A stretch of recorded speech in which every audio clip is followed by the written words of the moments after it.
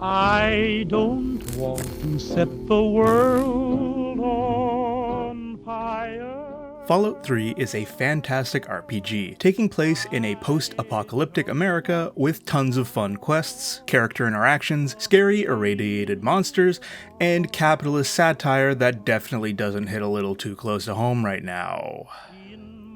But Liam Neeson is your dad, so that's pretty cool. The Fallout show seems to have brought a new audience of players to the Fallout series, many of which may have not played an RPG before. So in this video, I will be going over everything you need to get started in Fallout 3.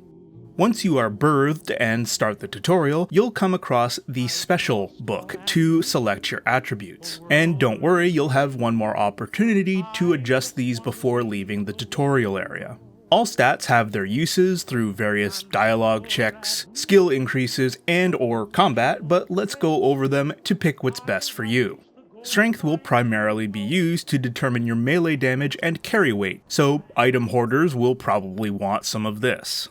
Perception will allow you to detect enemies earlier on your minimap and give you decent bonuses to energy weapons, explosives, and lockpicking.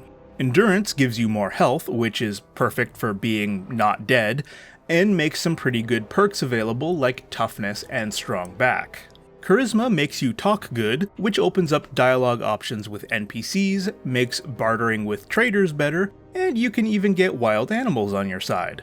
Intelligence, of course, makes your brain more gooder and is arguably the most important stat in the game. Aside from providing bonuses to medicine, repair, and science skills, it also determines the number of skill points on leveling up. I would recommend 7 or 8 at a minimum, as this can let you make the most out of your skills, and even partially replace stats like charisma through pure skill points. Agility is a skill primarily used for the VATS mechanic, or the Vault Tech Assisted Targeting System. While not strictly necessary, the VAT system is quite fun and perfect for those of us who aren't very good at shooters. And finally, Luck, which gives you a better critical chance and has perks to let you find more money and ammo. On the screen, I'll display the maximum of each skill to obtain all of their associated perks.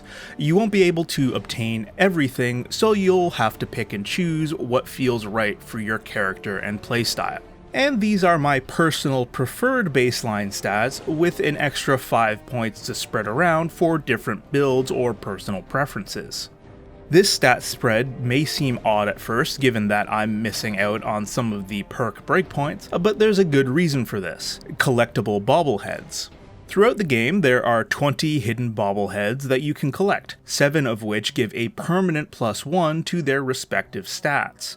So these will end up being at least 1 higher than what you start with. But regardless, there's no wrong way to play, so pick the stats that feel right to you. Next up are skills. All of these can be used throughout the game for just about everything in and out of combat, but there are a few you may want to prioritize early game with the tagged skills selected during the GOAT exam. For early combat, you may want extra points in melee and/or small guns, since most of the early weapons you acquire will be the traditional ballistic weapons, from revolvers to sniper rifles or bats.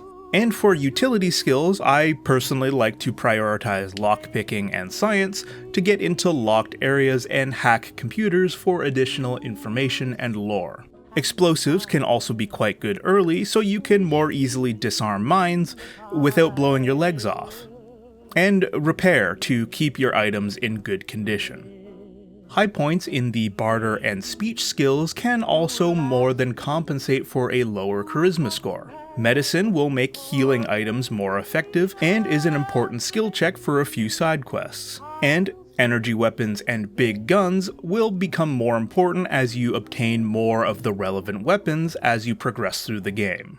Aside from the skill bobblehead collectibles, there are also lots of clothing and/or consumable items that can be used to situationally boost different stats, so you'll rarely be stuck with a quote, bad build.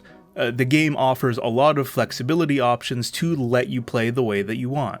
As far as perks go, there are a good deal to choose from, but depending on your special stats, Some may not be available, and certain ones may become better than others. With high intelligence, you don't really need to invest in perks like Gun Nut or Thief, which give a one-time bonus to specific skills that can eventually be maxed out anyway. Personally, I like to lean towards perks that give unique roleplay opportunities like Child at Heart, or interesting power-ups like Entomologist because I hate bugs and I want them to be dead faster. After making it to the end of the tutorial, you'll get a final opportunity to adjust your look, stats, and tagged skills before being released into the wasteland. Don't forget to explore, try not to get radiation poisoning, and watch out for death claws.